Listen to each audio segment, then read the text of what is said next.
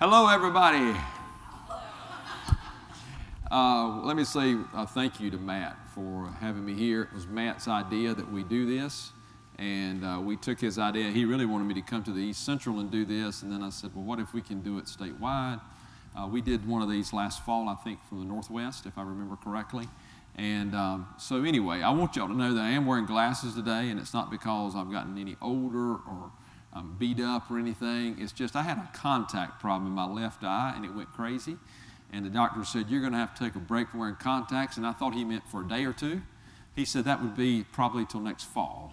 So you're going to have to see me this way for a while. And it's kind of like reverting back to something I hadn't worn glasses in a long time. So I'm still learning, and I've got these kind that shade in, shade out, whatever they call transitions and all that stuff. So if I go wobbling, you'll understand why. But it is good to be with you, and to our folks that are watching in, thank you for joining us as well. And I want to thank our communications folks for setting all this up. This doesn't happen by magic, and Dennis, Ganya, and the whole team, Rob, and everybody's been involved in this, so thank you for doing this. What I'm going to do today is I'm going to take some time, and I'm going to talk a little bit about, just give you some updates, just some general updates of what I can. We're in a very different place now than we were, say, a month ago. And I'll explain what I mean by that. And then I'm going to talk about a little bit of way forward so you can kind of see what's coming. Obviously, you've seen some video stuff probably out there and some things that have been talked about in the last week or so.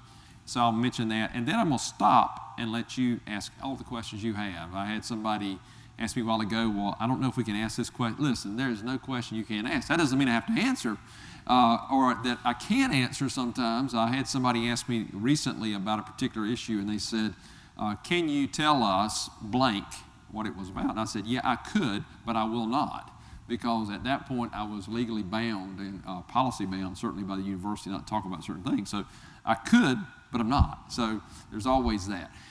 So let's take a few minutes and let's kind of recap where we are. I think all of you know this. I came on August 15th, did all this traveling all over the state. I've been to a neighborhood near you somewhere in this state. I have been to places that Missourians didn't even know existed. And I'm not still sure I was in Missouri when I was there, because I was off the radar. But I have loved it. Jan and I have thoroughly enjoyed our time here, and we continue to. This was the right decision at the right time for me, and I hope it was for you, because it's been an absolutely incredible journey for us, and we're continuing to learn a lot. And I met this morning with the Chamber of Commerce in Columbia. They wanted me to come in and talk a little bit about some of the things we're doing with one of their subcommittees. And folks, it doesn't matter where I go. People are excited about what we're doing, not only at the University of Missouri, but more importantly with our work in extension and engagement. We are we've still got that buzz that people want to know more about us and what we're doing. And I hope you're feeling that. I know I feel it everywhere I go. Sometimes when you're in areas maybe like you are, you don't see each other as much. But I can tell you, you are a known entity at the University of Missouri, all the way to the top and all the way to the president's desk in terms of the system. You're known, you're appreciated, you're valued, and we got a lot of work to do, but we're on a trajectory now that I think can really invent or create something that can be really special. So we got in here, we learned about the state, we then kicked off building our features together. We've done, as you know, listening sessions all over the state. We've had quantitative work going on with data. We've also had a third-party review. All that's come in. To give you some sense of that, we on the third-party review, we had a group called Taxonomy to give us a sense of what is our value, economic value to the state of Missouri. We have not gone through a public release of this, but to give you just one statistic out of that, we spend somewhere around $82 million a year in extension. That's our budget if you take the total amount. Our economic impact on the state of Missouri is $945 million. I'm going to say that one more time, $945 million. I needed that number, and it's your work. I told somebody the other day in a staff meeting that we're not really doing anything remarkably different than we were last August 14th. We really aren't. You're doing the same kinds of work. You're doing the same types of things. Some of you may have changed positions, but generally speaking, it's the same organization. But the thing that's different is I think we have come in and really gotten people's attention, and we've become very intentional in our communications with you and externally to really craft a message and sort of create a narrative about what we are. And that is changing the landscape of who we are. We've also taken advantage of a lot of transition to university. A lot of times when organizations or universities go through transition, there's openings to open up conversations, and we're certainly a part of that. So we've done that, and what came out of that, to give you just a really simple overview, there are 3 primary economic drivers in this state and things that are on people's mind. The first one is the economy. I don't care where you go in Missouri, and I've said this before, it was affirmed in all the data we got in. The number one thing people worry about in this state broadly is the economy. Jobs, quality of jobs. We've got very good employment in the state, very low unemployment, but the problem is a lot of people are underemployed. So they've got a job, but is it a job that gives them a trajectory of life? And that's a problem. It's not unique to Missouri. That's a lot of places you see. So that's an issue. The economy is a big boulder, if you want to think about it. The second big boulder deals with the area of educational excellence and education. Now, what do I mean by that? Well, we have a situation in Missouri where there's a lot of need for workforce preparation. Now, people say that in different ways. It's about having that workforce ready kind of thing, or people ready for those jobs that may come available. And so technology's changed a lot of the landscape there. And so there's a big concern out there. So the education piece, whether it's getting higher education or being job ready, that whole issue of education is really strong, and it comes out as a big theme. A third theme that comes out is health. No question. There's an issue around health, and access to health care is a big one. And so I want you to, again, this is not brilliance here. In fact, I could have probably given you those 3 August 14th, not even being in the state yet, because they're pretty similar. But what this data has done is affirmed that. Now, I can show you there are environmental concerns, there are community development concerns, there's social concerns, there's opioid addiction, there's all kinds of these issues. Those all fit under those buckets, though. For instance, we found that one of the highest, most problematic things in the state, and it certainly follows national data, is the suicide rate of those involved in agriculture. I didn't know that. That was one I had missed. Obviously, the opioid addiction issue and issues with that, especially in rural areas, which is growing, big challenge in Missouri. There's a lot of stuff, but it all boils down to the economy, education, health. It always does. That's sort of a nexus of issues. So when we think about that, as we talk to policymakers, as we talk to whether it's the governor's office, federal, state policymakers, you're working in your county, or at a county level, or working with municipalities, those 3 issues are going to be on people's minds. And if you think about it, those are tabletop issues, or kind of kitchen table issues. We sit around the kitchen table, people talk about their jobs, their kids, how they did in school, or they talk about their health, long-term health, how am I going to live, long-term, how's my retirement, that kind of stuff. Those are issues. So that's the big issues. You drop it down below that, then there's some other themes that come out, and those become more pointed, like workforce development. And this is where the greater university, I think, can have a play. They deal with health and access to health care. Very specifically, how do we make sure that in, say, rural areas, that we have quality of health care for speech and hearing clinics and dental care and those kind of things. Again, things you deal with every day. In education, you hear a lot about STEM education, getting our young people prepared to go into STEM disciplines, of which, for instance, agriculture is a big part. Agriculture is a STEM discipline. A lot of people they say STEM, well, where's all that deal with, our history and our heritage? Agriculture is one of the biggest STEM disciplines there are. In fact, it's an integrated discipline. So there's a lot of overlay there. People are also interested in their communities and how we can grow those communities and make them more vibrant. So there's a lot of themes that start trickling down. You can start breaking those out. And then you drop down to where we are, which is MU extension and engagement. And what does that mean? Well, for us, and I think many of you saw the video piece that Blake Naughton released last week. And in that, he talks about how we're going to begin to have some tighter themes that are going to be very outcome driven. One of those is agriculture and the environment. If you look at this state is a huge agricultural environmental state. Let's talk about the environment side. I have enjoyed that side of it as much as anything because I love to fish and get out there in the outdoors. I was showing the guys in the back some of my fishing pictures from the last few days. I have found some good places to fish. And they're good bass. There's nice bass in this state. But my point is, environment, natural resources is a core value of Missourians. as is agriculture. It's also a place where we've got depth at the university where we can, with your help, do a lot of things.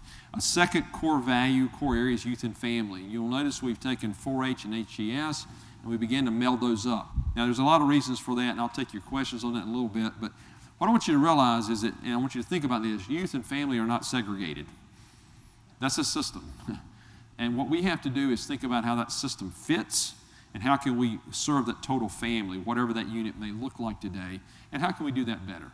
We just don't have, we don't have the luxury of being separated and being siloed within our system, so we have to think about that. So youth and family, you're going to see a lot of tighter collaboration, working together. Another area we've talked about a lot is business and community development.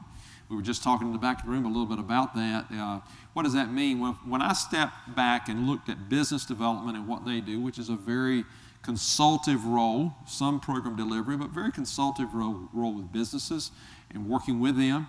I look at the work that community development does, which can be leadership capacity development, but it also can be consultative, working with counties, helping government leaders make decisions. There's a crossover there. So if we can build that and take the strengths of both and pull them tighter together, again, we can have a stronger leg to build on. It also, with business development, community development, lets us reach over into, for instance, the Truman School, which is now becoming a part of Arts and Sciences at MU, but do something deeper there with research faculty. Work in the business school, work in engineering, work in Kaffner, have some collaboration across the campus. So there's a lot of reasons from where I sit that it makes a lot of sense, and in some ways we have to walk down that path, because what I want to do is deepen this institution we call MU Extension and Engagement into the institution itself. We can't act like, you know, and I say this with all due respect to my colleagues around the country who hear me say this, we've got to get over the fact that we become dependent on this idea of being a line item federally or at state level. I want us to be so deeply rooted in the institution that regardless of line item, that people say, we got to do this work because this is important. This is a part of our core mission. So you become more mission-oriented versus line item-oriented. And that's something that few places in America have tried.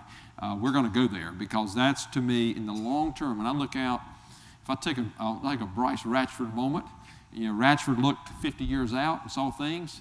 I'm trying to think about what's going to be here 50 years from now. What's going to be here 10 years from now, 15 years from now? What's going to be out there? We got to think that way. So there's a lot going on there. But if you have seen those areas, we also are going to have an emerging area around health and safety. If you look at our depth again as a university, we've got some strong depth in MU Health, College of Medicine, nursing, health professions, School of Health Professions. You've got your Fire and Rescue Training Institute, your Letty Institute, and others like that really have some strength that we can build around. So we see that as an emerging area. And again, it goes back to the needs assessment. Every single one of these goes back to the needs assessment, because they talk about the economy, education, and health as being the big themes that then these things underpin and we're able to deliver on. So again, you're going to hear a lot more of this as we go forward with graphics and all kinds of stuff, bells and whistles. But I know that at the end of the day, this is how we begin to shape our work to show impact, to show depth, and I think can really stand us up for the long term. A lot of people get excited about it. I can tell you, whether it's on the campus or this morning working with the business leaders, people can see this, and they appreciate the fact that we're trying to build on, not tear apart, but build on our strengths. We've got certain strengths and certain assets, and that's what we got to really rely on. So that kind of gives you that view. Now let me talk about budget for a few minutes. First of all, take a deep breath. You're okay, okay? And I mean that very, very sincerely. This has been a very, very hard time. And I don't want to take anything away from that. I was faced with a 12% cut. That's 12% of your state allocation. And let me walk you back through that so you know what that means. We get about $10 million from the federal government. That money was untouched. You don't touch that, because that's federal appropriated dollars. Missouri is probably the second highest allocated state in the country. It's because of the number of small farms we have. That's part of the formula they use, and that's why we get so much money. We're only behind Texas, I think, in total number of dollars. So we'll never be bigger than Texas, but Missouri should be pretty proud. We're right there with them. So 10 million. We then get right at $26 million from the state through the university. We don't have our own line item. Some states do. I'm one of those who philosophically, I've lived in both worlds. I saw it when it was a line item. I saw it when it was consolidated. In the long term, you're better off being in the university system, in my opinion, than being separate. If you're sitting out there, if the winds are behind your back, you're good. But if the winds ever turn, you're bad. So in the long term, it's a better thing to be a part of the university, in my opinion. Now, again, I've got people, I was on a phone call coming here this morning with some leaders across the country on another issue, and there are people that disagree with me, and that's okay. I just have to lead in the thing that I think is best for Missouri. And so that's where we are. So about $26 million there. We get about $5 to $6 million from the counties. So if you take all that together, 10, 26, and 5, you're roughly $40 million, give or take. We are able to double that money in grants, contracts, and fees. So that's pretty remarkable. So we take 40 and we make it 82 million something. Now, the money that the 12% went after was the 26 million. So it's very specific. It was because it was a state cut. It's targeted at that. Nothing else gets touched. So what it meant was I had to take $3.1 million out of the 26. Now, I had already been hit with the withholding from the governor's office that you'll remember happened last spring. We did that with reserves, so there was nothing touched there. We just did that. We'd already been hit there once, and that was about a $800,000 cut that we covered. Nobody got hurt in that.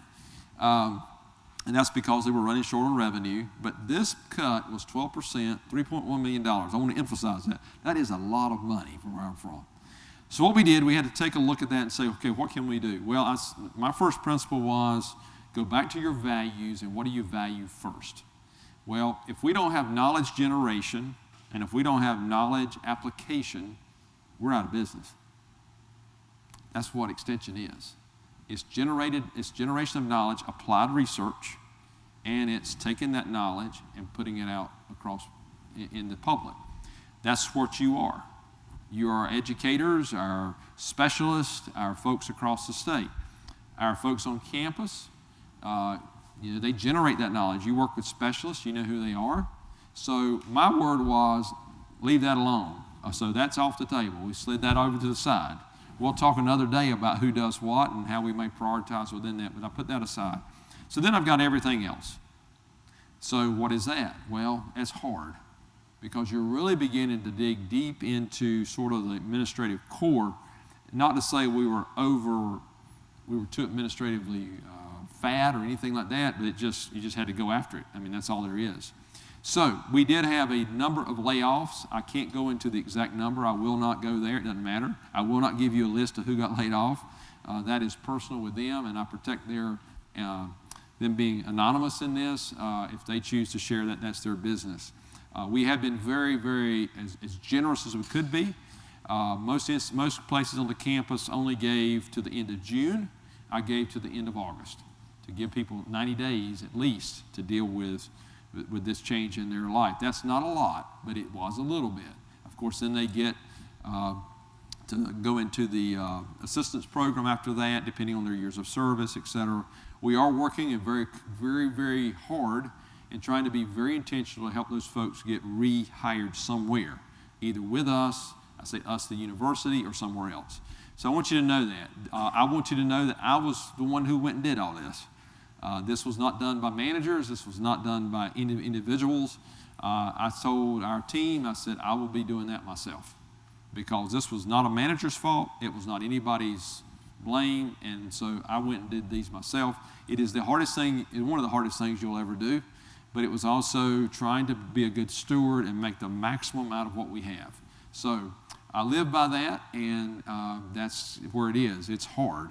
But I hope people will be respectful of those who are going through this transition. We certainly are working very hard for them as much as we can. So that's kind of where that is. Somebody asked me, is there another shoe to drop? Somebody asked me that this morning. There's not another shoe that I know of. If you know of one, please let me know because I'd like to catch that shoe before it falls. But I don't think there is, as far as I know. You know, we're always watching what other decision makers may do in terms of withholding or future cuts. Those are all issues we have to swirl around and deal with. But that's where we are. And again, it's been tough. It's been hard But at the end of the day, I took a lot of recommendations, looked at a lot of data, and if you want to know who made the decision about what happened and all that, you're looking at it. It all was here, and I own it. So it's nobody else. People gave their best thoughts to me. I asked for that. My team and those around me didn't agree with everything I did, but I made the call. So it ends here. And that's the tough part of leadership. It's fun to go out and do all the speeches and all the fun stuff, and speak at the chamber meeting, but this stuff gets hard. So I hope people will respect that and allow us to move forward. So what do we do next? Well, we're in this process now of moving forward. We've got some things on the horizon you need to be excited about. We've got a new chancellor coming in, Alex Cartwright, who was on campus this week and actually a little bit last week.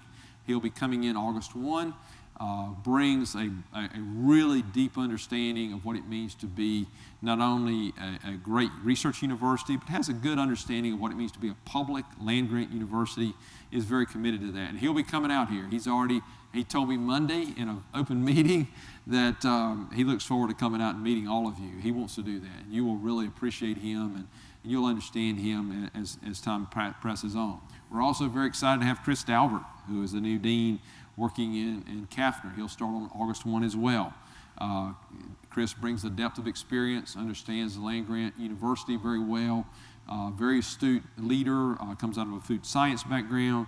I think will bring a lot of depth and understanding and be a great partner. Sandy Raccoon, who was an interim dean in HES, is now permanent dean. So we've got another great partner there that we're working with, and he is doing great things and just a wonderful partner from the HES perspective. We're also excited that Elizabeth LeBeau over in engineering, where our business development sits, really great partners in working with them, as well as other folks across campus that I could go through and enumerate. But those are some players that we're really working with closely. I believe that we can do some great things with, and again, we're excited about it. Now, I have talked about 22 minutes and given you sort of the broad view. I do want you to have plenty of time for questions, and so I hope that at least gives you some sense. Again, as I said, whether you're watching via video or you're here live, I hope you will breathe a little bit. I was sorry, and I will say this in closing. We were told very specifically about when we could talk and not talk, and that was done to protect personnel issues. There was a period, which is very unlike me, as you know, when I just couldn't talk, and there was nothing coming out. They would not allow it because there were so many moving pieces, as you probably saw in the media, going on, and so we had to back away from that for a while just to allow those processes to go forward, and now they have, and so now I'm back out here again, which is a much better place for me. So with that, I'm going to stop and have questions.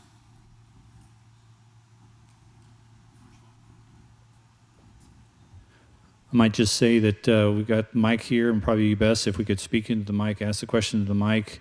And for those of us listening in, if you want to send questions in, we can kind of try to ask those questions in. Just open it up. I know I've got one question over here, and if you want, I'll go back to the computer and I'll ask that question.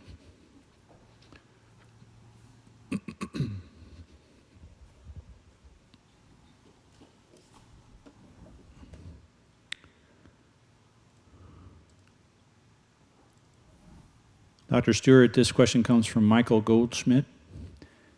He wrote, currently the housing specialists in HES and the natural resources in ag collaborate on energy programming. Do you see this in ag and environment or youth and family in the future? Yeah, I think a lot of that will probably be driven by how, we've got some faculty that are in retirement phase right now, and that's another piece of this. We're having to go through that process. I would suspect that it may be one of those things that probably leans one way or the other depending on who the lead faculty is in a particular project.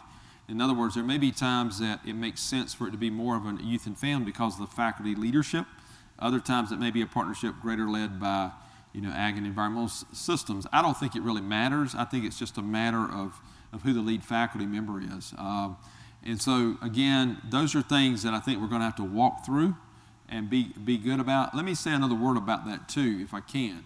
One of the things I noted here when I got here, and I remember vividly last fall, I was in a meeting and we were talking about partnerships. And one of the things I asked was, how many joint partnerships do we have inside of MU Extension? And there were a few, but very few. There was a lot of partnerships between MU Extension and external folks. I could find tons of those. But this whole thing of collaborating inside is almost foreign to most of us in Extension because we're so deep in our discipline. And we don't think about that. We're looking outside, which Extension would make you think outside. But we're going to have to do a lot more of this inside. We're going to have to. I mean, it's the nature of our work.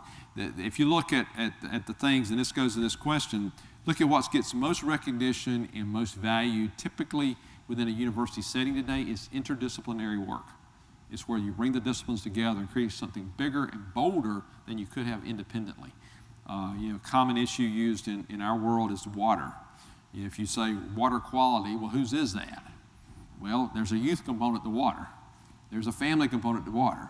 There's a component that deals with communities. There's a component of business. There's agriculture, certainly. Environment, certainly. I mean, I can play out all those pieces, but it's still water. And so you're going to have to see, I'm not so worried about I hate to use this, which silo it sits in, as I am the work gets done. And I think we've got to get more about the work and less about who's doing what. The public doesn't care. That's just something we tend to get wrapped up in, and our systems force us reporting-wise to figure that out. We've got to figure that stuff out because at the end of the day, it's about serving the public. Other questions? Another question here. This one's from Amy Patillo. When will the department and personnel changes take effect? Okay. We've given them a target to start on July 1, but now don't think that it's not like flipping a switch, because you don't flip a switch and everybody done. It will take time. For instance, a piece of this deals with 4-H. 4-H in terms of aligning and working more closely. One of our goals here is to align the 4-H Youth Development Center with HES in a more clear way to bring greater partnership there, which I think can actually be very healthy, not only for the center, but also be very healthy for HES. It's going to bring some collaboration that would not have happened otherwise. And so it will take time. I would suspect, though, by the time that we get, if we flip the switch on July 1, I think by September-ish, you'll see most of these things pretty much formalized and moving forward. I certainly believe that by the time you get to Summit, it's pretty much, those pieces are done. It just takes some time, though. Good question. I got questions here now, Matt. All right. Matt's going to have to bring you a microphone. Is it okay if the two Dent County, if we go with Ted first here? All right. We'll let them wrestle it out here. Marshall, I know there's been some changes to the secretary subsidy, how that's going to be structured and handled. Any new updates and how that will play out here? We don't know yet. That's really a bigger conversation. Mark Stewart's obviously very involved in working with the secretarial staff issues. A part of this is trying to figure out where counties can have options, and this is hard. I mean, that's all it is. But we're not giving up, and it's nothing like that. It's just trying to figure out what's the best options we can give counties, so I don't have an easy answer for you. I do believe that this leads us into a bigger conversation around county councils and around county government partnerships and the amount of money counties put in and et cetera. As many of you would tell me, some counties do really, really well. Some counties probably do a little better. So all that fits into that mix of what's the expectation, the relationship between counties and the campus. I think we've got to create a new covenant and what that means. So, in fact, I was in a meeting on Friday afternoon talking with staff about that, about how do we figure that out. So this will take some time, but again, I don't have an easy answer, and we're not there yet. I wish I was. But I can tell you there's a lot of work going on trying to figure that out. I do want our support staff to have health care. Y'all have heard me say that. I'm very committed to that. That's a burning issue for me. But it's also making sure they're taken care of in other ways too, and that we really have a strong county presence, which I can get into if you're interested in that, of what that might look like. But we got to get stronger there. Can you explain a little bit more about the new structure? So we sort of have I can't remember their titles, but like Steve Devlin and Joe, and then underneath each of the separate Can you explain how that'll work? Like, where would we ask questions if we have a program question? Do we go straight to, Sure. I think what you're going to see is some of this will evolve a little bit. What you've been used to is a person that was really specific to your discipline in that chair. Let me give my own experience in that, and maybe that'd be helpful to you. I had the privilege of going through a change like this myself in my career. I was head of 4-H, and suddenly one day I become head of youth and family. Does that sound familiar? We were going through the same thing, budgets, strategy, all these things coming together. And so suddenly I found myself in that role. And what I ended up doing in my case was I had a senior person that was really good in the what you would call the HES world. And I had a senior person that was really good in the 4-H world. And what I did is created this really tight team. So we really critically had that. Again, our field faculty in that case knew who to call, and very specific. One of the challenges that's one of the issues we've got to deal with is there are some places in our system, and I will not call out anybody, where there's a better relationship between the field and the campus than there are other places. I see a lot of heads nodding. Okay, no cameras on them. Okay, there are. We got to fix that, guys. We're all in the same boat together. So what you will see, I think, is, in your case, Steve will probably over the next couple of months identify specifically who you would call, so you'll know exactly who that would be. Our folks on the campus have to have this consulting, mentoring, facilitation, guiding, close relationship with those in the field. You got to have that. That's something that I found here that was, in some cases, a bit strained. It was a long ways apart. In other cases, it was close together. And sometimes it was the same people, just different areas of the state. We can't be that way. We got to be all together. And that's hard, because I can tell you, I got people in my building and every day, and they'll tell you, sometimes we're really tighter, and sometimes we're further apart. I'm trying to get that even in our own team, to get tighter. But the answer is, you will have a name to call. You will know who that is. Again, that's some of that shaking out we got to do to figure out. And every one of those theme areas, those senior program directors you're talking about, they may decide to do it a little differently in each area. I'm okay with that. Whatever works for the people in that area. That's what I really want. Another question. Question here from Skype. We are using two different technologies today. We've got Skype and Adobe Connect. And this is a question from Skype. What is the status of the currently frosted positions? Oh, frosted. They're still frosted. Frosted. By that, if some of you will remember, I didn't freeze anything. I just cooled it down, slowed it down.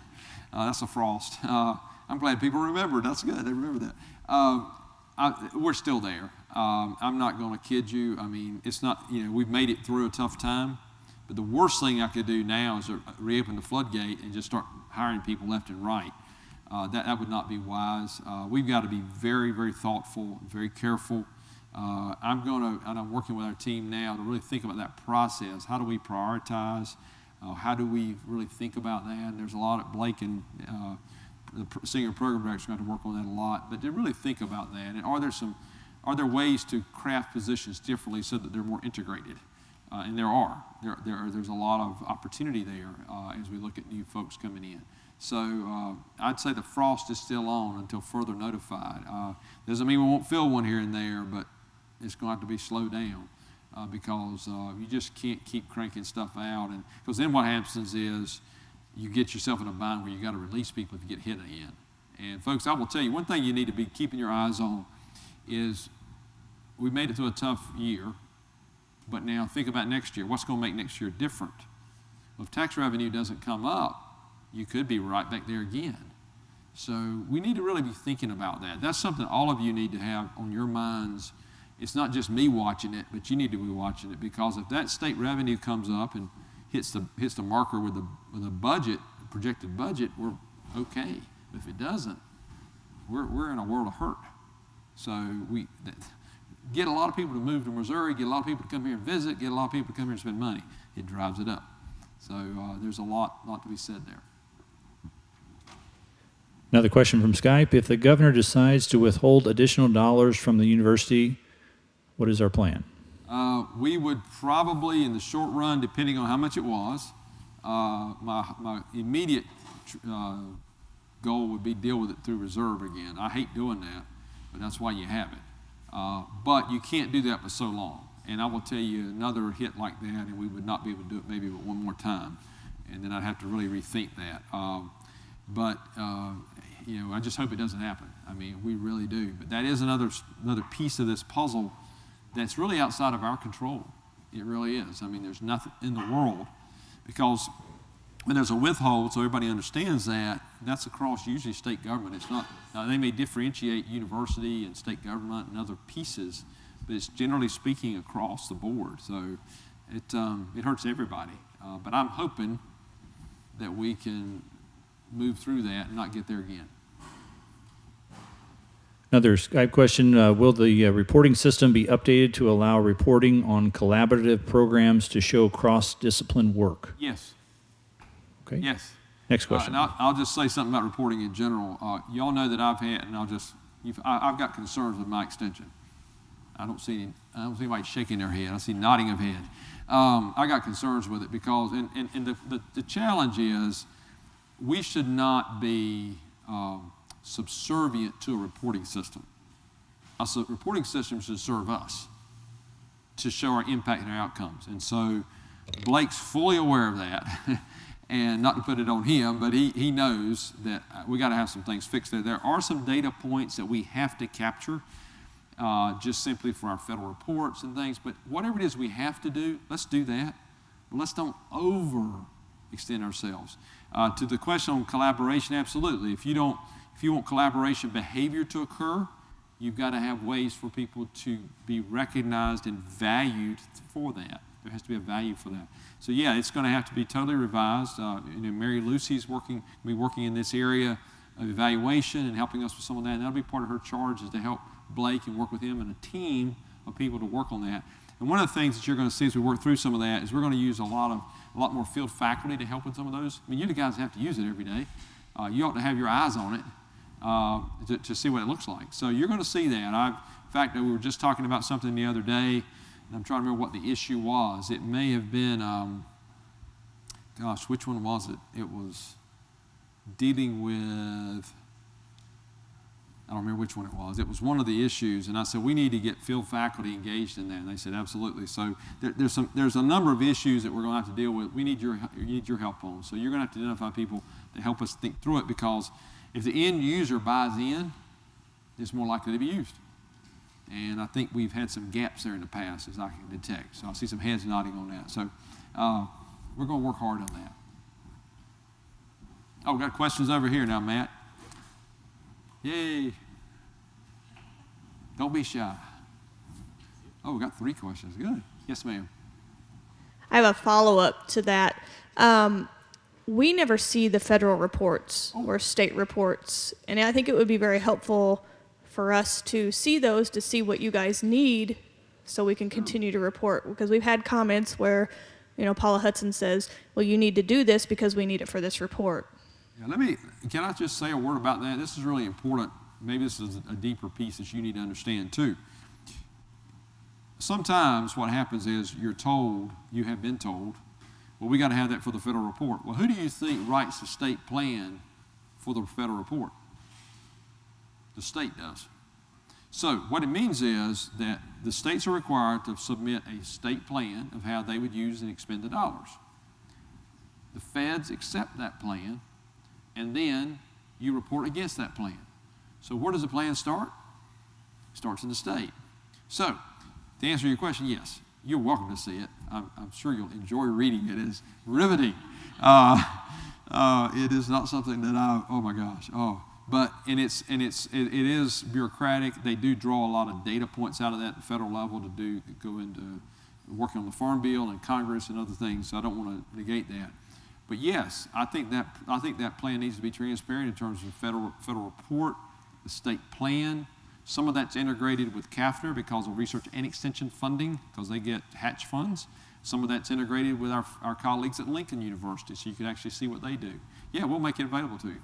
That's as simple as that. Yes. So it's on film now, so somebody will remind me to do that. So we'll get that done. Absolutely. You're welcome to it.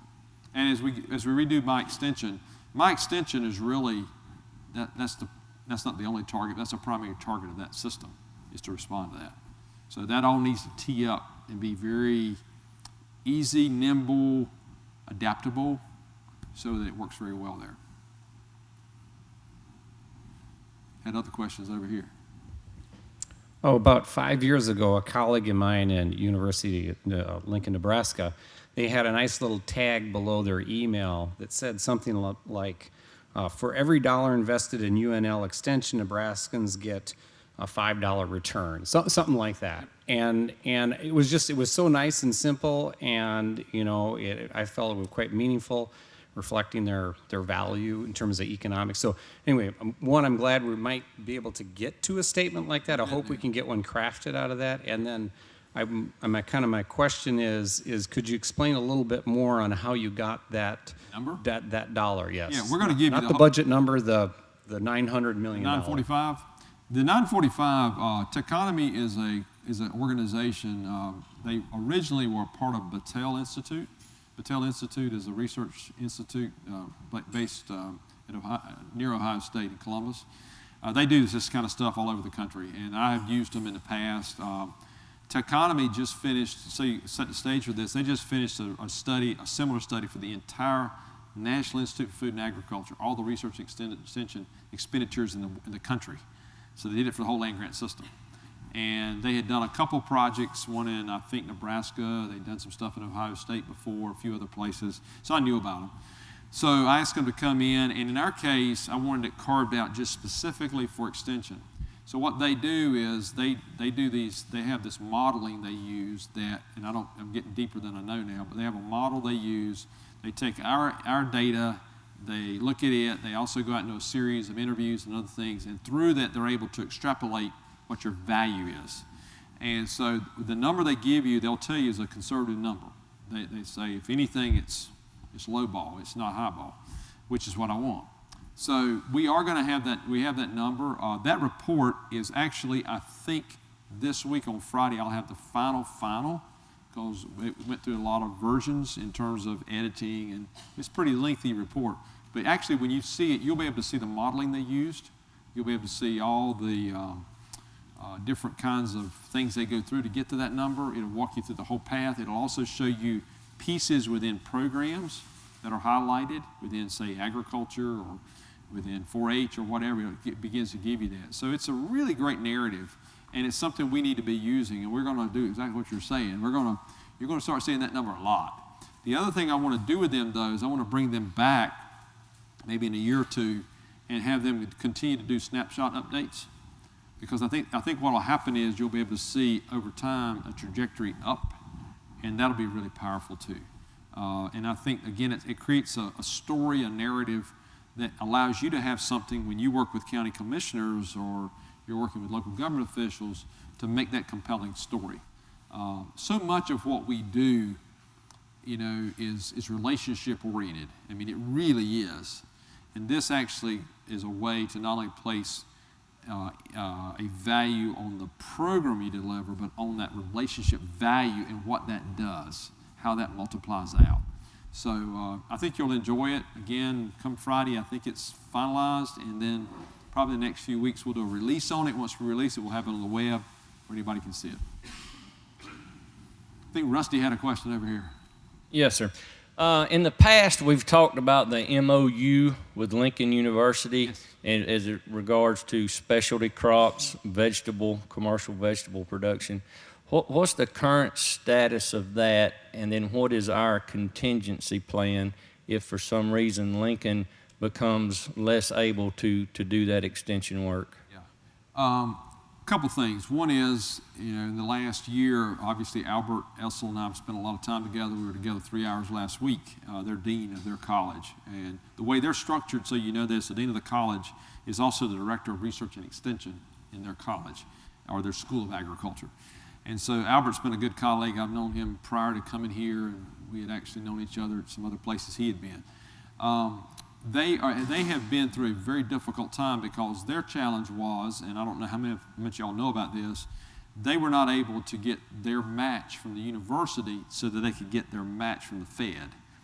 To break that down for you, their research and extension amount at the federal level is $7 million. Rusty, this is more detail maybe you wanted, but I think it's good for you to know this. they are eligible for $7 million. And what's happened to them is if they can get 3.5, they can get a waiver to get the full 7. So if they can get 3.5 from the university, suddenly they got $10.5 million. They've literally, over the last couple of years, had to send money back to Washington because they couldn't get their match. So that's why you have seen them over the last few years having to back away, do some layoffs, et cetera. Now, Michael Middleton is now their president, interim. And so, we're going to see if Michael and some of that can maybe work to help Albert some or whatever. And that's an issue they'll have to decide on. But I really, that kind of sets the context. What are we going to do going forward? This is part of the conversation I'm going to have with the new dean of Ag coming in because there are some areas, we've got some gaps that historically they were to cover. And you mentioned them, especially crops, small animal, some of those areas. And if they can't, then we're going to have to either find another partner or we're going to have to figure out a way to do it. Because those are niche areas within this state, and agriculture in particular won't be able to take off and go in some of those areas if we don't do it. So I don't really have the easy answer for you yet, other than to say I'm astutely aware of it. I got it. We are very committed to trying to figure that out. It's just going to take some time. And my hope is that they can get their funding restored. If they can, then I think we're back on track, and they would rebuild out. One of the interesting pieces of knowledge that I learned from Albert last week is if he could get the match and get the 3.5, that would give him 7 more, that would give him 10.5. He told me that 10.5 actually increases because of grants and contracts they can get up to $25 million. So $3.5 million can bring you $25 million. That's a pretty good deal. I was like, whoa. So I'm hopeful he can get that message out. And certainly as you guys network locally, if there's ways to encourage that, we'd love to see them as a full partner, and they want a partner. I mean, my goodness, I'm a great believer, and part of that's my heritage and where I come from, at North Carolina State, North Carolina A&T State University. I know what can happen there. And if they are very strong and we're strong, together we can even be stronger for Missourians. And we need to do that. We are also talking, related to that, Rusty, another thing. They've got offices around the state in St. Louis, Kansas City, and a couple other areas. We're actually talking about how we build some better partnerships so we don't have separate offices. We're way beyond that, folks, and we got to work that differently. And Albert's on board. I mean, we were talking about that this past week. So you're going to see a bridge, much stronger bridge built between us and Lincoln. I'm deeply committed to the 1890 mission. I get it, and they have a niche that, as we do, and if put together, we could do some good things for Missouri. Marshall, as we invite legislators out with us this summer for programming, what are some of the key points we need to be making with them? I'm glad you brought that up. I do need you to do that. I think you've heard some communication from us about that through your regional director or from us directly. We do need you to work very hard. Our goal is to get every single legislator in the state of Missouri to see a program this year. I just need to get them on the ground. If they see what you do, I don't have to say much else because they're sold. So, and we've got a lot of them that have seen it, but maybe they saw it years ago. They haven't seen the more modern things you're doing and what you're about today. So getting them exposed is really important. What I would say is, number one, help them understand the linkage between MU Extension and the University of Missouri. Make sure they clearly understand that we are one. There is no MU Extension if there's not a University of Missouri that's strong and vibrant doing teaching and research. If that research and teaching mission is strong, Extension's mission can be strong, and vice versa. If ours is strong, they'll be stronger. So that's number one. They need to understand that. The second thing is to help them understand the value we bring to communities. I just used a number with you. We'll give you some more talking points around that. But helping them understand the value that you bring, and that doesn't just need to be you telling it, but having your constituents, your partners tell that story. You know what I'm talking about. You got people in your communities that you work with, clientele, farmers, 4-H families, people in community development, economic development specialists, whoever's out there. You've got them. And what we have to do is make sure that they can be articulate to talk about that value. So that's another piece, having that other advocate to tell that value story. I think the third thing I would do is really pose this question: if not Extension, then what? That's strong. If not Extension, then what? who's going to fill that gap? It won't be filled. And when you think about what Extension does, probably better than anybody else, we are, as much as anything, in many communities, a gap filler, because people don't know where else to turn. And they know that they can come to us, and even though they may be out of our discipline, I may be a livestock specialist, but they may come to me with wanting to know information about getting their kid to go to college. And I help them figure that out. And so that's a value you bring in the community that if it's not there, what then? And I think sometimes we in Extension have been very humble about that. And folks, that time's past.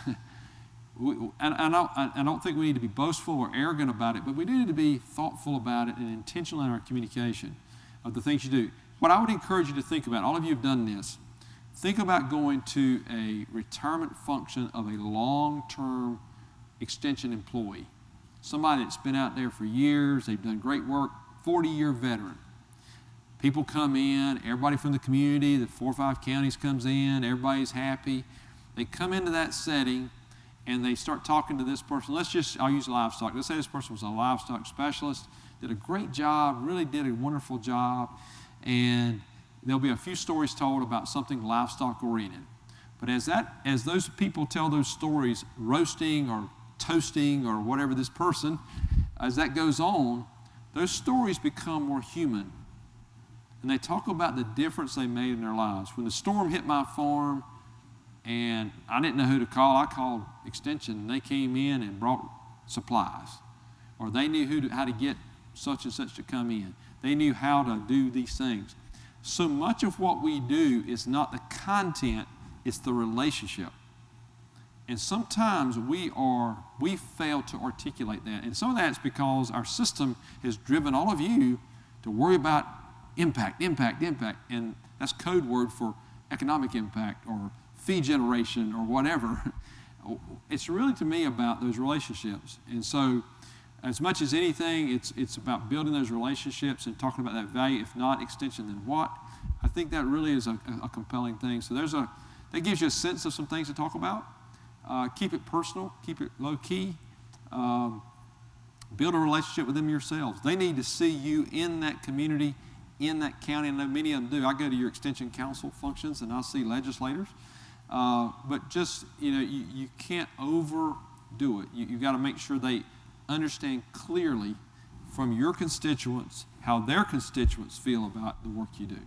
And it's an ongoing thing. It's all the time. It never ends. And that you are the University of Missouri. You are the University of Missouri in Linn, Missouri. You're the University of Missouri here. Blake Naughton has a great line that he used when he interviewed with me in just my one-on-one interview. And I asked him, I said, how do you feel like being on campus or being off campus? And he looked straight at me, and I'll never forget this. He said, the state of Missouri is our campus.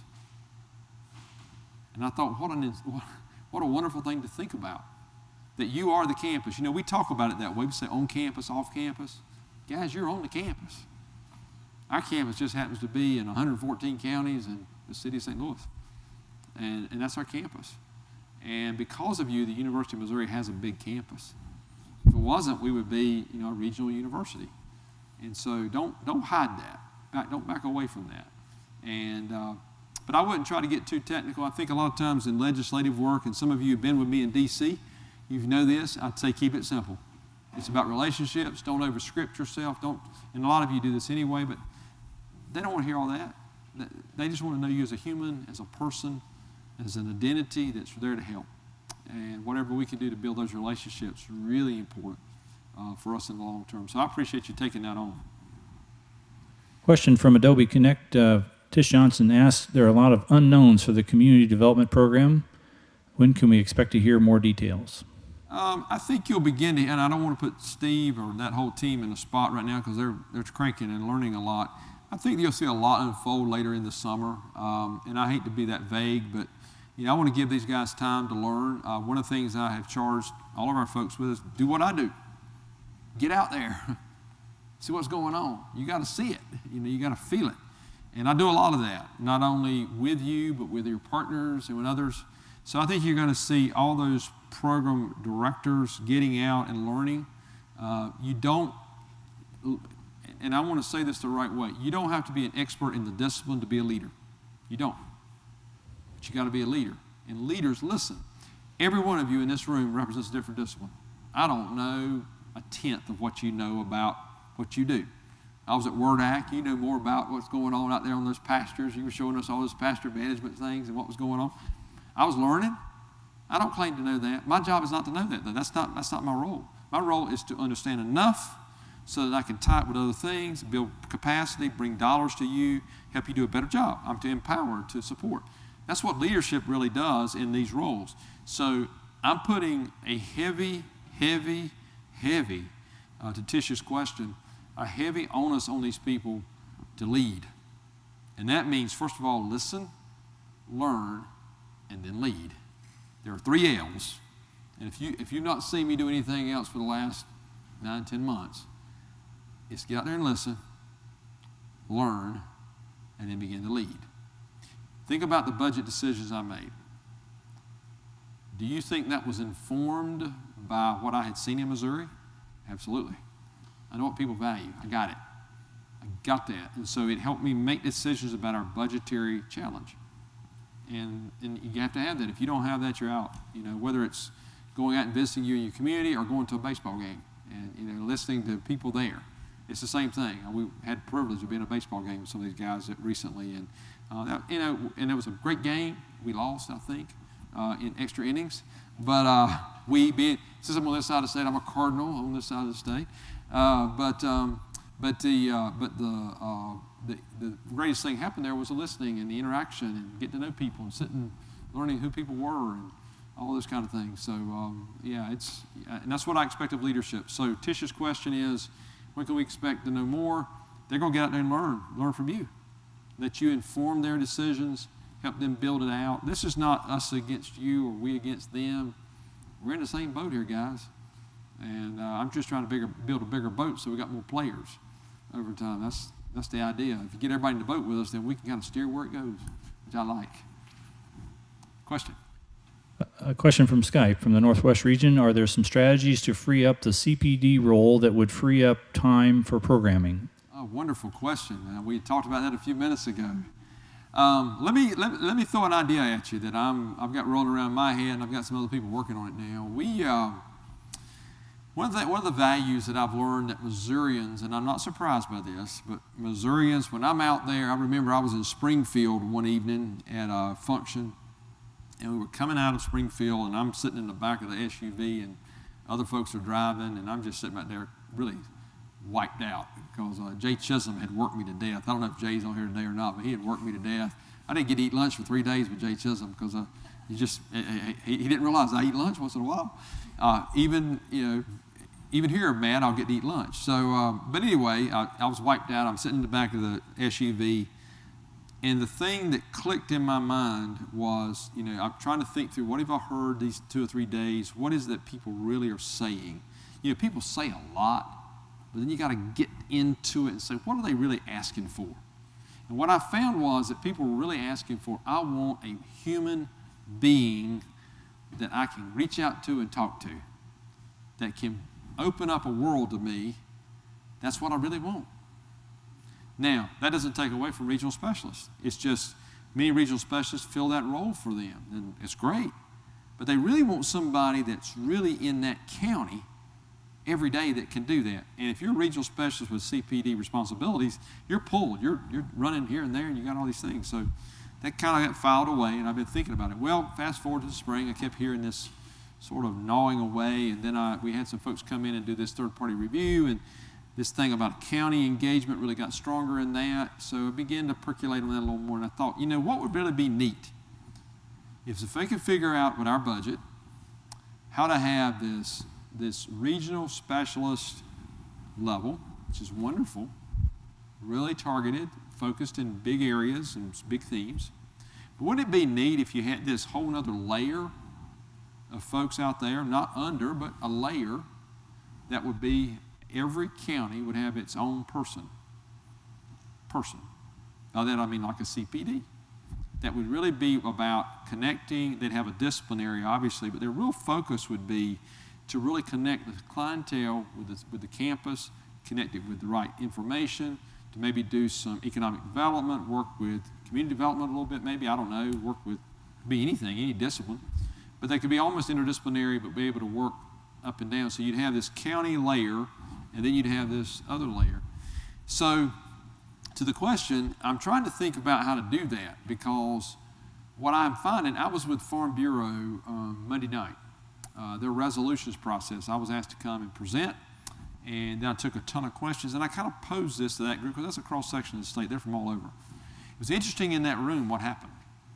There's a lot of nodding of heads. I said, because I looked at them, because they're stakeholders, I said, what y'all really want is, you really want somebody you can call, somebody that can be right there, that can be in the Rotary and be in the county fair board and all those things. And if you're a regional specialist, you might be able to do that in one county, but you can't do that in the other 2 or 3. So you get yanked around, you pull too thin.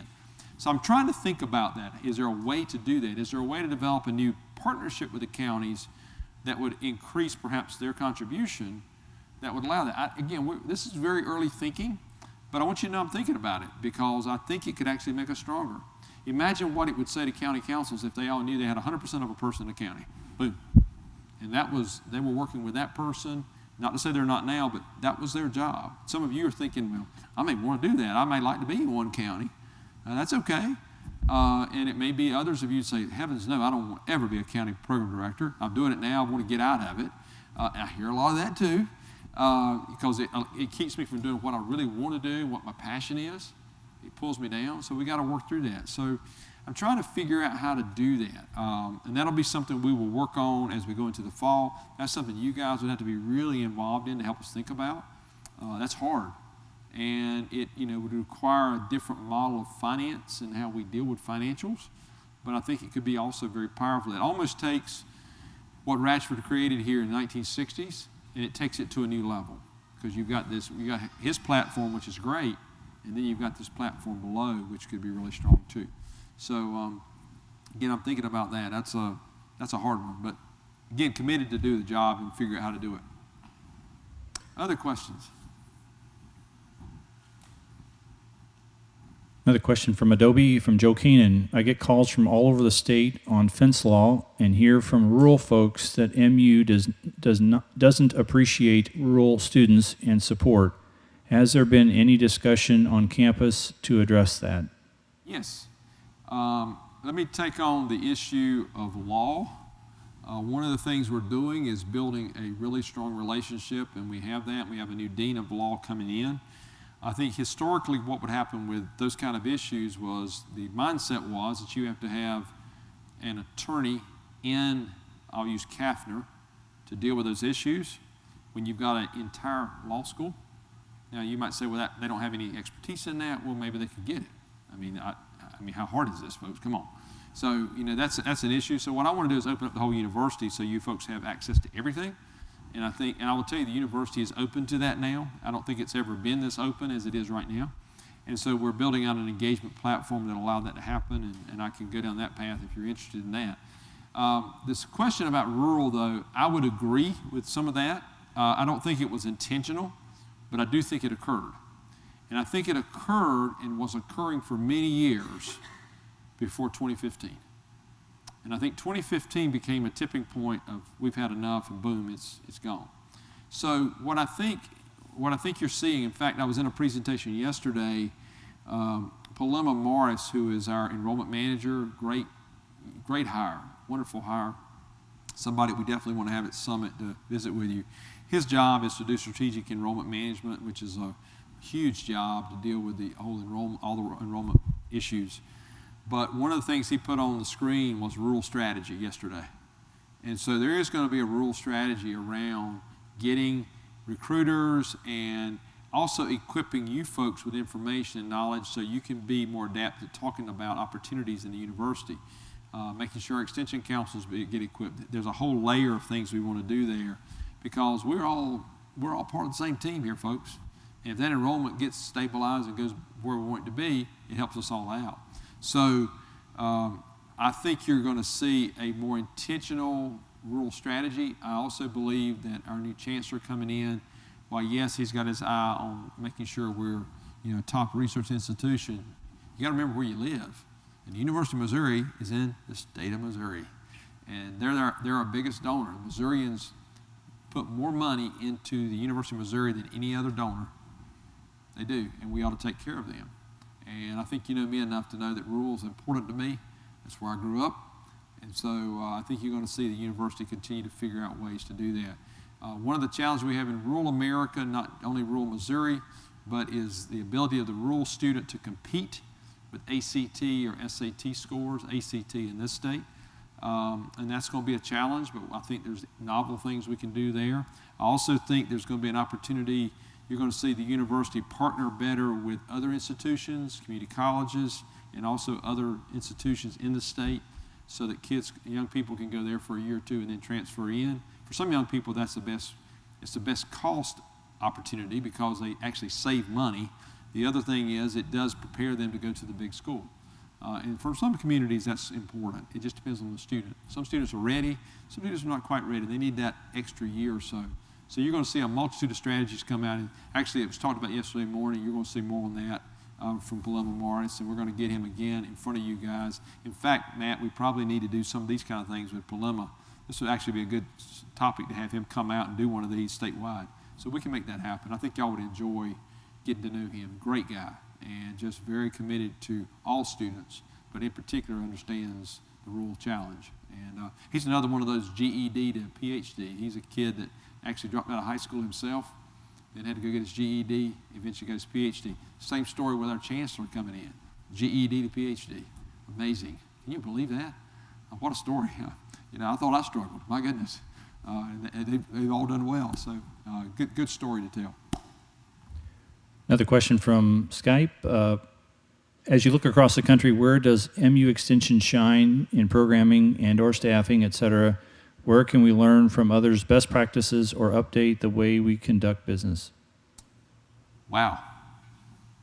I'm pretty proud of y'all.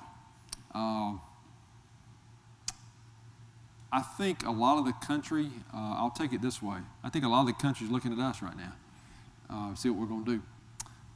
Because they know that we are going to be strategic and aggressive, and that we have a chance to not only build extension work outright, but we also have a chance to really help reshape in a modern day the land grant mission.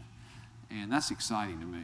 I mean, when you think about our work having the opportunity to influence the institution, if you've watched our President Moon Choi talk at all in the last few weeks or months on stage, recently when he did his budget forum, some of you probably watched that or heard that. He highlighted it. He got a question about extension, and he went straight to me. Are we taking care of you, kind of thing.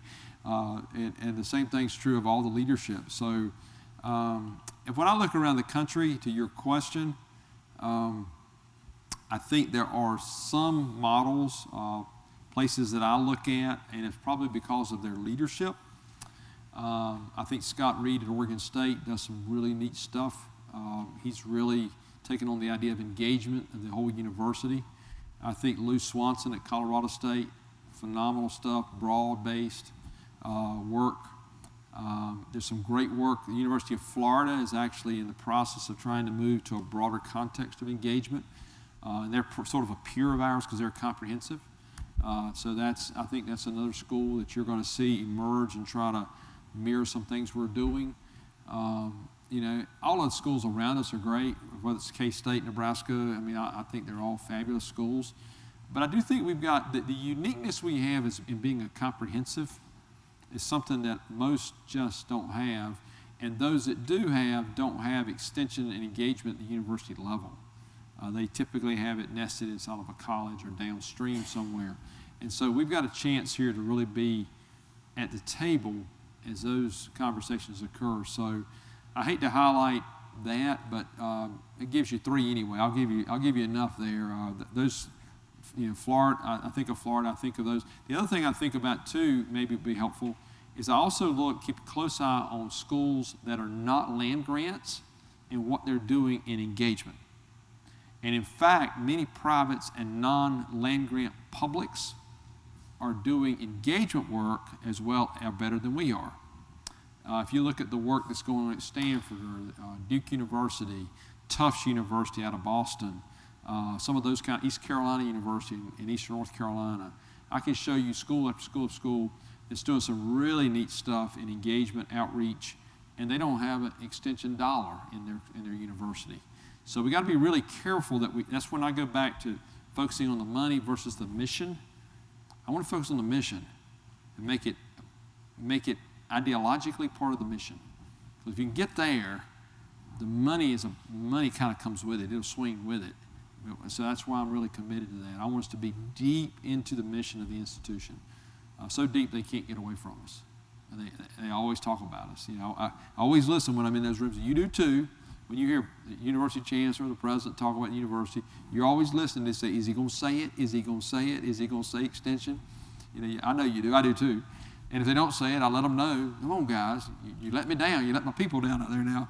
So, there's a lot of that goes on, banter back and forth. But and I know we're not going to get it every day, but, I do think that we are in a really good place with that now. Other questions? Another one from Adobe. Tish Johnson asks, so the interim community development senior faculty person that will become a permanent position, ? Will there be a hiring process or internal appointment? We are probably, we're leaning toward just a straight out search for that. But I think it's still one of those pieces we're having to work through. It doesn't mean somebody internal couldn't apply. But I would tend to think right now it would be more of an open process. The timing on that's going to be an issue. Remember what I told you a while ago, we're still in this frost zone. I got to make sure we get beyond the frost a little bit before I get really excited about that. And that kind of causes some heartburn for folks sometimes. Why are we moving so slow? Let me tell you something, folks. I've learned in this business, I'd rather be a little bit slower and be right than to be fast and be wrong. So you gotta be careful. Sometimes being first is not the thing you want to do. And I just really think we have to be thoughtful. But again, the question is, which would it be? My leaning would be to open search, wide open. Internals will certainly be open if we do that. Question from Joe Lear. Will the district option remain the only available route for county offices to be consolidated? I think first of all, I think it's an option we haven't used enough. I think we got to really rethink that and maybe stir that up some more, because I think there are some places in the state that would be a good option to use. This is all a part of this whole county council conversation. And I think I said a little bit of this earlier, but let me restate this. That law that we use right now, in terms of county councils, is 1961. We've got many counties that are not doing what they could do or should do for what they get. I mean, we know that. I mean, this is not new to y'all. You've got other counties who are extending themselves beyond what they probably can afford because they desperately want it. So we've got to bring some balance in that to recognize our great partners, but also encourage others to jump on and be a little more partner-oriented. To me, to Joe's question, this all fits a part of this district option. I think all of those are tools at the county level. Those are tools in the regional level. We got to revisit all those tools and make sure that we get it right. I think sometimes we got a tool and then we really never took that tool to the next level and said, okay, how do you really engage that? How do you really use it? It was kind of thrown out there. Here's something you can use. Well, it's got to be more than that. It's got to be how do you do it well, and then if we get some successes off of that, it'll spread. So again, it's not going to be the only tool, but it will be one of many that I hope we can have in the future. Question for Bob Schulteis. Any idea why the governor and legislature do not recognize the economic multiplier value to the state for the dollars invested in the MU system and extension? Great question from Bob. Thank you. I don't think it's that. First of all, I never single out the governor or legislature in general, because always remember this: they're not beholden to us, they're beholden to the local constituents who vote them in. And so if you want to change that, if you want to change Jefferson City's perspective, where does that change happen? That happens in local communities. So that's why when I say that I need all of us to work really hard to get legislators to come to functions, to see what you do, to be a part of it. That's exactly what I'm talking about. Listen, you can send me to Jeff City 5 days a week, 40 hours a week. I can't move the needle, but maybe that much. I might move it a little. I'm going to give myself a little bit of credit. I'll move it a little bit, but I won't move it enough. The way you move the needle in anything like this is local. You have to. All politics is local. And it's not really so much about you having to share that story, although you will be asked to. It's really about you and the people that benefit from it. Those are the people that need to tell that story. So I don't think it's, I think it's truly reactionary. I think they are responding to what they're hearing, and they will continue to respond in that way until they hear something different.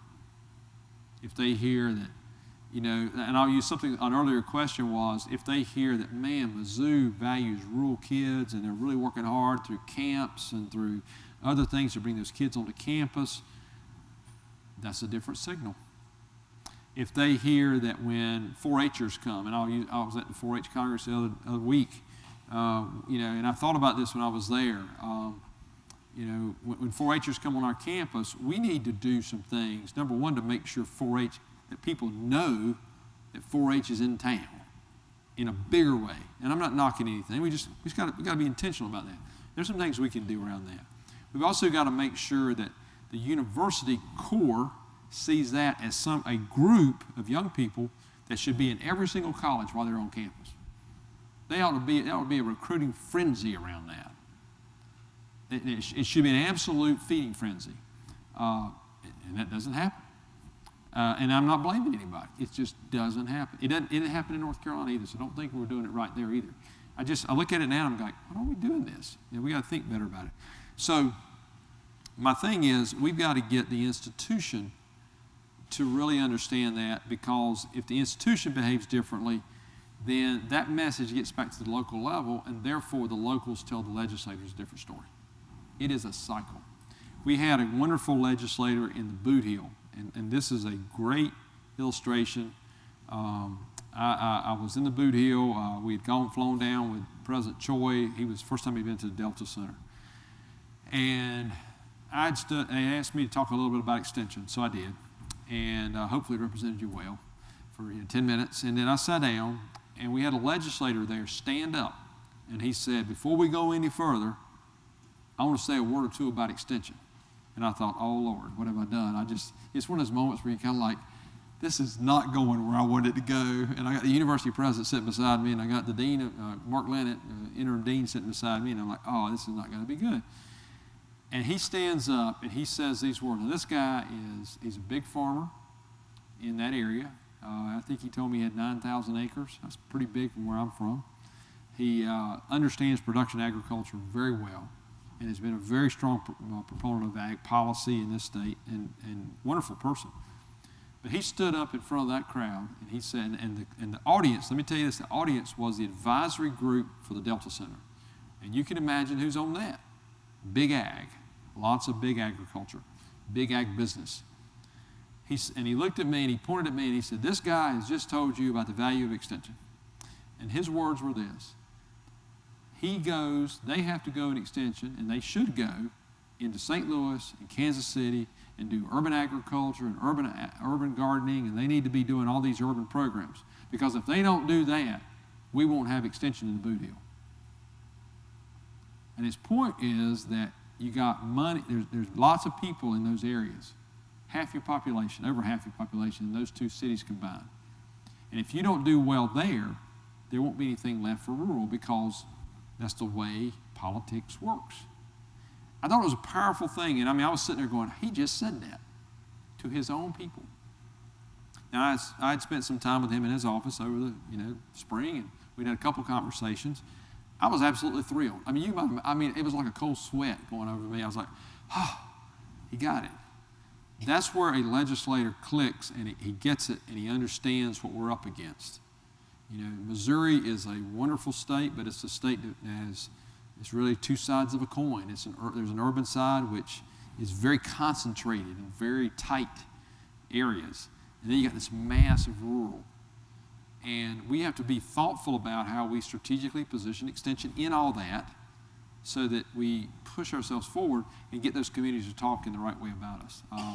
As y'all probably know, I spent a lot of time in my world and my life in this advocacy space and government politics stuff, and it really, this is a challenge, but it is not an unwinnable challenge. We can win this. We got to turn people at the local level. That's where you get it.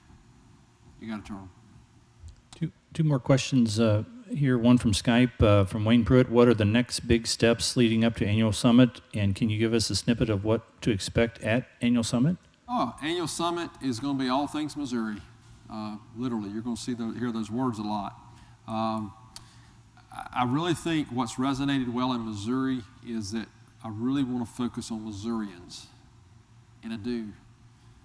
You will find, if you look at my travel schedule compared to some of my colleagues around the country, I do fly out in and out a little bit here and there, some national meetings, I have to, but it's very limited because I want to be here. I didn't move 1,000 miles to fly. I could have flown from Raleigh. I moved 1,000 miles because I thought we could really do something special here. So as we lead up to the summit, you're going to hear us talk more and more about all things Missouri. You're going to hear us talk about trying to really bring a more engaged university. You remember last year at the summit, we invited for a session all the deans and leadership to come. They're all inviting themselves now. They're calling us wanting to come. So that's kind of cool. You're going to see us really talk about the broader engaged university. We've created an engagement council on the campus, which is a broad cross-section of over 100 people now in that group that are helping us populate a document that will become an online platform of engagement for the whole university, from law to medicine, whatever, and you'll be able to see that, and you'll be able to go in there and shop basically for stuff you need in your community. That's a long-term goal. We're going to get there, though. We're moving there.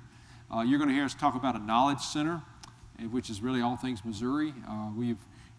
We're in the process of working out some agreements with Chris Fulcher. Some of you know Chris, who works in CARES and Community Commons, that area, about really having a knowledge space where you can go and constantly stay up to date on data for your area and drill it down to your community. That's something we actually going to own that space, which is something no one else in Missouri owns. We got there first. That's one time I wanted to be first. And we got there first. So we'll have this knowledge center that all Missourians will have access to, but you would have access to guide people to it, so that if a county commissioner wanted to know something about their county, drill down on some health indicators or something, you'll be able to help them with that. So those are the kind of things you're going to begin to hear more about as we move toward that. Another thing you're going to hear a lot about is, and Wayne asked the question, Wayne's been working on this whole travel issue about how we could restructure it. As some of you know, some counties did not want to reimburse as much as other counties did for campus faculty. Y'all have heard this? See some smiles. He's working on a model with a team of folks now that we think can fix that and bring balance into that. Some of you will recall that we did a document called MU Extension Way, and it's now a list of 31 things I learned traveling the state of Missouri, and it keeps adding. It's 31 right now. It was 28, I think, a few weeks ago. Now it's 31. We were working down that list, things like the programming model. Remember how that was a committee working on that. I had working on it for a long time when I got here, quite a while. That's done. Check mark. Another one is professional development, a coordinated system for that, for all of us. Check mark, done. We'll have that announced at the summit. Another issue that some of you would be interested in, we have received approval. I have not pulled the trigger yet to raise the beginning salary for field faculty, for regional specialists, up to another number. If I do that, I got to remove compression for everybody. So we've got money to do that in spite of the budget. So I'm waiting for the right moment to do it, and I think you understand why. Can you imagine doing that? If that goes on the front page of paper, I want it to be the right way it goes on the front page of paper. And this is not the time to do that right now. But the nice thing is I got approval to do it. So when the time is right, we will let you know. And what it will do is it'll move us. Right now, beginning salary is about $42,000, give or take. And we're going to move it to $47,500. And then what we'll do is take compression and move you. The rest. All of you will get. There'll be something in there to help some compression. Because what will happen is some people get passed by with that. and we can't let that happen. And then there's some compression for others. So we got to work on all those things. I want you to know we're working on this stuff though, and so there's a whole list of those things that our team continues to cycle through and look at and try to figure out. And some of them, one of the things that y'all were really interested in, and Wayne had worked on this, I believe, along with many others, was the issue of being able to, with our program fees, to have an incentive model where you could benefit from that in your pay. Well, as you might know, that has become a very sticky problem at the university. We had that approved all the way to the president's desk, and now it's kind of sitting there. I'm looking at an alternative with that, and I've got to think about this a little more, but one thing I've thought about is that incentive model, rather than it going in your pay, if we were able to put it into a bucket of money for you, where you could use that for professional development, for going places, things to grow you professionally. And so I may do a one-off on that for a while to at least let the money still flow there. You would have it, if you hit certain markers in doing certain things, you would have those funds. And then someday, if we can ever get back to an incentive model, we'd have everything, we could just flip it over and put it in pay. So that would be a way to do that. We got a lot of stuff like that going on that's really good. And so when you come to Summit, we're going to have this thing of MU Extension Way, promises made, kind of what you wanted, and then promises kept, where we are on all those things, and be able to show you on any given moment where we're moving forward. I see Kat Adams is here. Kat is an example. She was on the list of things we wanted to do. We're bringing her over 100% into Extension now. She was a split with us in the Truman School. She's an example. She's 100% with us now to help us with fundraising and private resource development, which is something we really needed. And she'd been doing 100% of the job, just hadn't been with us 100%. She was doing 200% work, I guess. But I'm really pleased to have her on as a part of the team, too. So a lot of good stuff happening there. Marshall, we got just a couple more minutes before noon, and I was kind of hoping we could wrap up by noon. Was there a question in here? Did you see one earlier? I've got one more on Adobe. Anybody else got a question in here? I've got a final question here from Tish Johnson. One of the challenges we've had in Extension is a lack of diversity among our personnel, and that's also true of our new leadership. Are you committed to increasing the diversity and inclusion of Extension personnel, and in who we reach in programming? Will there be new or expanded strategies? Yes, and yes, I am.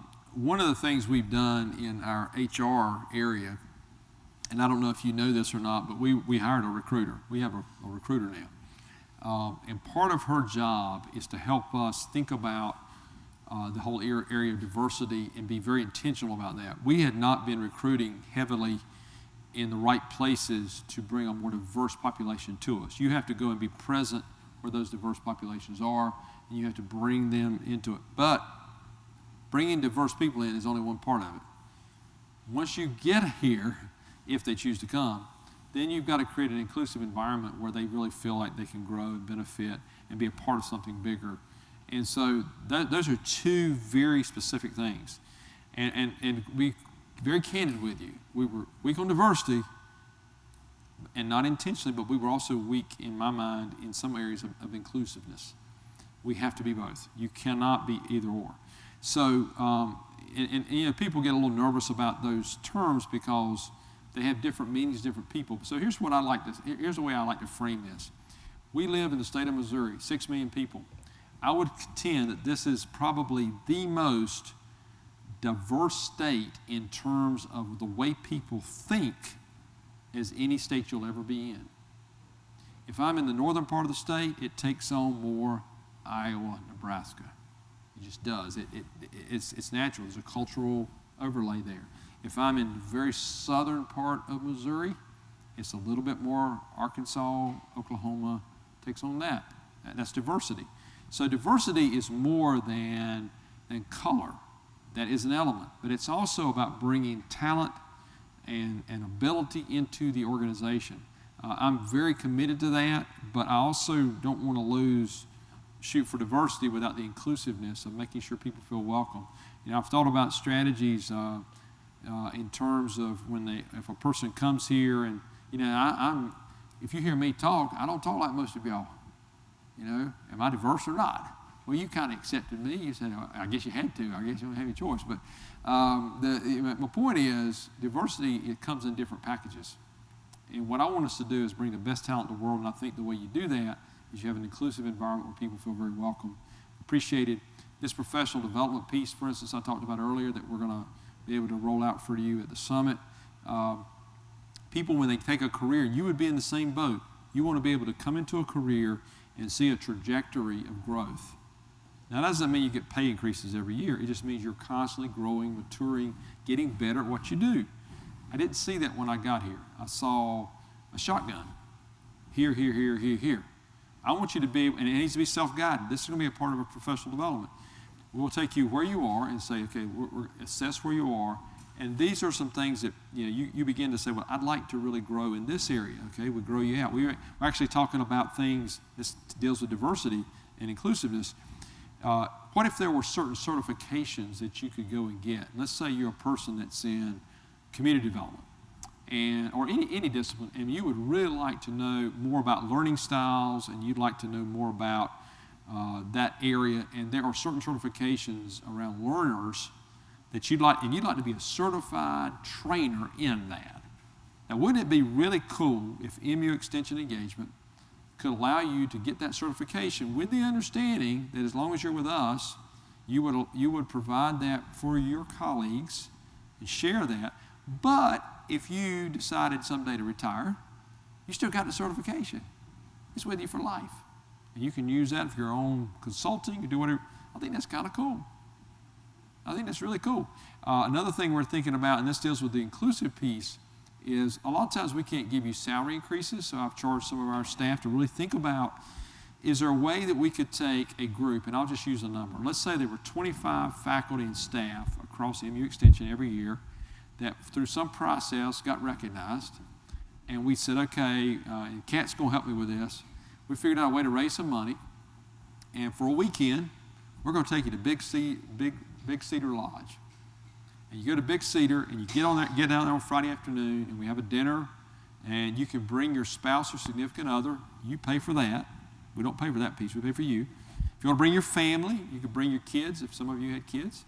And it would be a way to recognize you. You'd get some professional development. There'd be something that evening, an event, and then the family could play and enjoy, or a significant other. The next day, we'd do something in the morning, maybe a professional development piece to grow you broadly. And then that afternoon, you again get to engage in some fun activities and whatever. Then that evening, again, a gathering and maybe a split between some fun and some learning. And then you leave on Sunday morning. Who wouldn't like that? You know, to me, that's what we need to be about. That's where I can't give you, I may not be able to give you a $5,000 increase, but I can give you an experience that perhaps that will be beneficial and grow you as a human being. It's more, I really believe this. I look at all of you sitting in this room, and I know we've got people looking at me. You didn't get in this business to make a ton of money. You knew that coming in. You got in it because you wanted to make a difference. You felt like you could do that. There was something there. You loved your discipline. You enjoyed that. You probably had a place in the state that you thought, yeah, if I could live here, this would be fun. And maybe when you first went there, you didn't think that, but then you got there, you thought, I really like living here. This is neat. I want to stay here. So place matters. Quality of life matters. If we can have an overlay on that to give you experiences and broaden out, one of the things we've just done, and Joy Miller's done a wonderful job with this, is how to recognize our retirees. We have a system now that will be released on July 1 for the first time. If you're a long-term employee with us and you spend years with us, there are certain things this organization of MU, the University of Missouri Extension Engagement, will do to recognize you. There's not been a system here. I found that to be terrible. A person spends 30 years and then it's down to your discipline or your region those people need to do those things too. I'm not taking them, but the university ought to do something for you. My goodness, you spend your whole career here and we don't even do anything? It's like, come on, you got to do something. So those are small things, but they're big things because they create that culture of what we want to be about, of inclusiveness and value.